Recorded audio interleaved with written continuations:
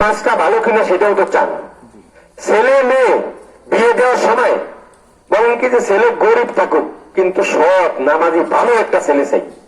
কিন্তু যদি শোনেন যে ছেলের বাড়ি আছে 4 তলা কিন্তু ছেলে জুয়াও খেলে, তাসও খেলে, গাঁজাও খায়, আবার মাঝে মধ্যে চুরি চামারি করে, এর থেকে মেয়ে বিয়ে দেন। কিন্তু ভোটের সময় ভোট দেন, জানেন যে নেতা বড়, চুরিও বড় করবো, তারে ভোট দেন কেন? তোমরা তো ক্ষমতা যাইতে পারবা না, তো ওনাদেরকে ভোট দিই। তো লোক চান সৎ আর ভোট দেন, জানেন যে উনি ভোটে হইলে আমি ওনার কাছে যাইতে পারবো না, ওই যে ওনার ঢাকা বড় বড় জায়গায় আলিশান বাড়ি, ওনার কাছে আমি ফুসতেও পারবো না। টিআর, কাবি কার্ড, বিজিএম কার্ড, বৃদ্ধ ভাতা, বয়স্ক ভাতা যা আছে ওনার সামসারা ভাটবাটরা করবো, আমরা পাবো না ন্যায্য অধিকার। তাহলে আমরা তাদের পিছিয়ে কেন করি? এগুলো কি কখনো চিন্তা করছেন?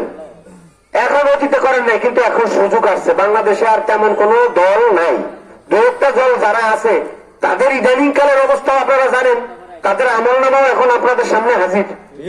ওনারা কি করতেছে আপনারা দেখেন না, বুঝেন না?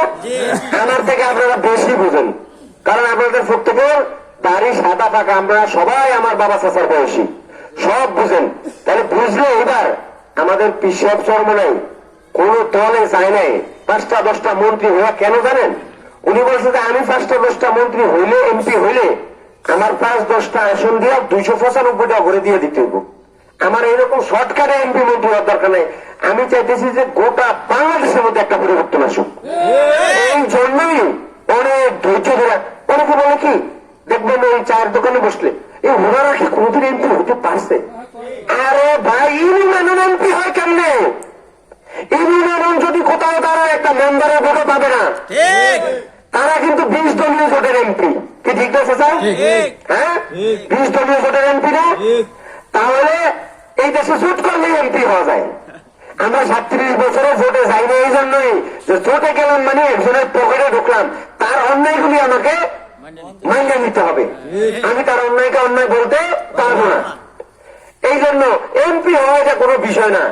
হুজুরদের এখন 10-20টা এমপি হওয়া বিষয় না, কিন্তু ওনারা চাচ্ছে গোটা দেশের মানুষের অধিকার, গোটা দেশের মানুষ তার ন্যায্য অধিকার ফিরে পাক, এদেশ ঘুরে দাঁড়াক। এখনো আমাদের সময় আছে, সময় যায় নাই। আমরা যদি সবাই ঐক্যবদ্ধ হইতে পারি তাহলে ইনশাল্লাহ আগামীতে ইনশাল্লাহ একটা বিপ্লব করবে এই বাংলাদেশে। বিশ্বের নেতৃত্বে সকল ইসলামিক দলে কোনো ঐক্য হয়, মানুষ আজকে ইসলামের দিকে চেয়ে আছে।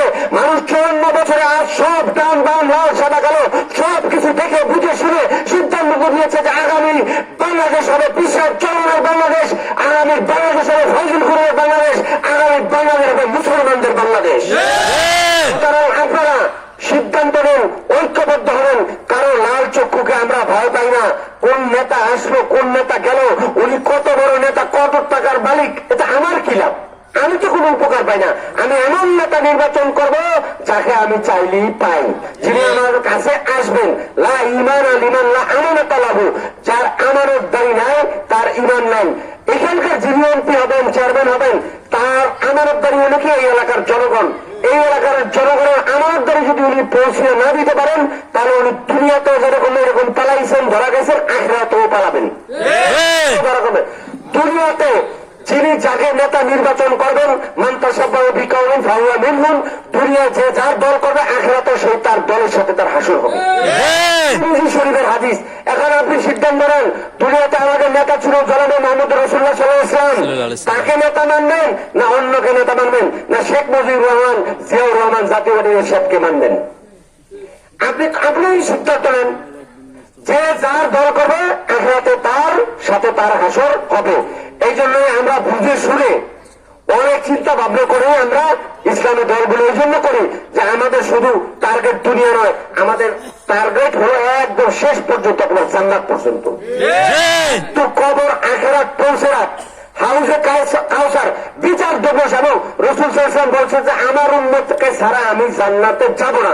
আমাদের নেতা সেই জনাবে মুহাম্মদ রাসূলুল্লাহ সাল্লাল্লাহু আলাইহি ওয়াসাল্লাম, যার মাধ্যমে তালকিন দেওয়া হয়, যার যেই নবীজিকে কবরে রাখার পরে বলা হয় বিসমিল্লাহ আলা মিল্লাতে রাসূলুল্লাহ, সেই নেতারে আমরা দল করি।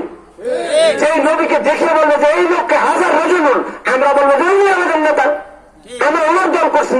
সেই নবীজি ফুলসিরাতের ঘোড়ায় দাঁড়িয়ে থাকবে, তিনি আমাদের নেতা, আমরা তার দল করছি। যে নবীজির মাধ্যমে সকল নবীজি পেশার হয়ে যাবেন। সব নবী যার নবীজিকে বলবেন যে সবাই যার নবী মোহাম্মদের কাছে, যার সুপারিশের কারণে আল্লাহ বিচার কার্য শুরু করবেন, তিনি আমাদের নেতা, আমরা তার গো। সুতরাং আমাদের ওই যে বলে যে অনেকে কয় এগুলো ভোট দিলে ভোট বসবো, আরে বেড়া বোকা তোরা বুঝছো, আমরা বসি না, আমাদের তো টার্গেট ওই পর্যন্ত।